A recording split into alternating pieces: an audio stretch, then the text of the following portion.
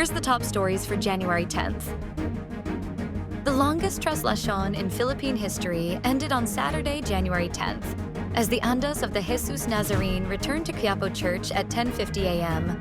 after an almost 31-hour journey. An estimated over 7.3 million devotees joined the procession this year. Upon arrival at Quiapo Church, around 1.4 million devotees were still gathered to welcome the Andas, demonstrating the enduring devotion of Filipino faithful. Thousands of devotees erupted in cheers and applause, shouting, "Viva Nazareno!" as the centuries-old procession reached Plaza Miranda at 10:43 a.m. Though the Andas had struggled entering the church and remained at the Quiapo Church Arch for nearly an hour due to the massive crowd and the difficulty of pulling it through. For the first time, church authorities temporarily stopped the Andas at San Sebastian Basilica at 4:35 a.m., following the Dungao, allowing devotees to pay homage to the image in a quieter moment. The procession faced multiple challenges, including large crowds, long delays, snapped ropes, and heat exhaustion. Authorities reported 3 fatalities this year. Over 1,700 injuries were recorded, mostly caused by heat exhaustion, dizziness, and minor trauma.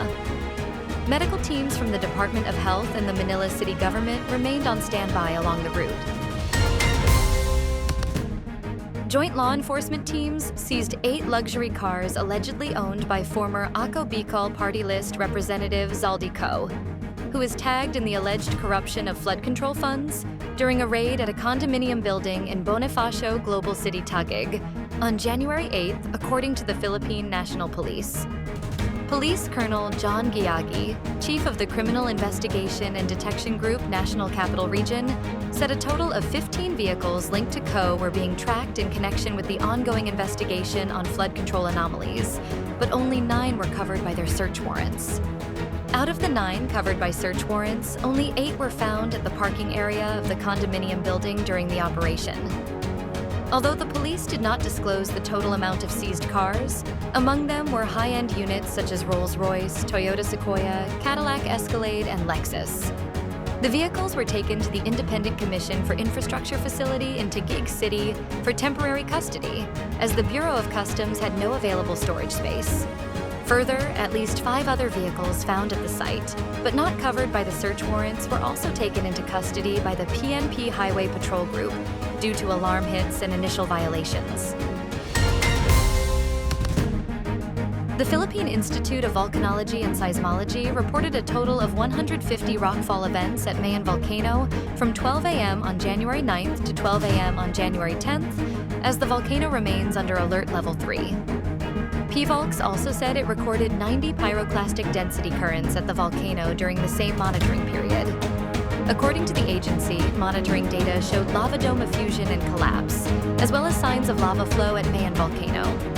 Volcanic plumes rose to about 500 meters, with moderate emissions drifting toward the west-northwest to southwest. Phivolcs reiterated that entry into the 6-kilometer radius permanent danger zone, as well as entry without vigilance into the extended danger zone, remains prohibited. The agency also warned that flying any aircraft close to the volcano is not allowed. The Philippine Atmospheric, Geophysical, and Astronomical Services Administration said thick cloud cover and scattered rains will continue to affect several parts of the country on Saturday, January 10th, due to the combined effects of multiple weather systems. PAGASA weather specialist Daniel James Villamil said the shear line, northeast monsoon or amihan, and easterlies will continue to influence weather conditions across the country. The shear line is affecting the eastern section of southern Luzon, bringing cloudy skies with scattered rains and isolated thunderstorms. Meanwhile, the amihan continues to influence most of Luzon, while easterlies prevail over the rest of the country. PAGASA warned of possible flash floods and landslides, particularly in areas experiencing moderate to, at times, heavy rainfall. Villamil explained that while no low-pressure area is currently being monitored, PAGASA expects a possible low-pressure area to form next week within or near the Philippine area of responsibility. Eala and Jovic fell short of their bid of advancing to the championship round at the ASB Classic in Auckland, New Zealand on Friday, January 9th, after yielding to Chinese veterans Yifan Xu and Zhaoshuan Yang 5-7, 3-6. Eala and Jovic delivered a promising start, but the edge on experience of the Chinese pair proved worthy in the semifinal that lasted 1 hour and 26 minutes. Despite the loss, Eala and Jovic exited the doubles category with much lessons, highlighted by a stunning win over American Venus Williams and Ukrainian Elena Svitolina 7-6-6-1.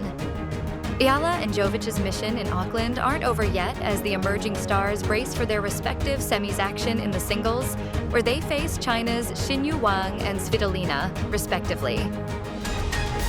Stay updated with the latest news. Visit our website at www.mb.com.ph or follow us on social media. Thanks for tuning in to the Manila Bulletin Daily Rundown.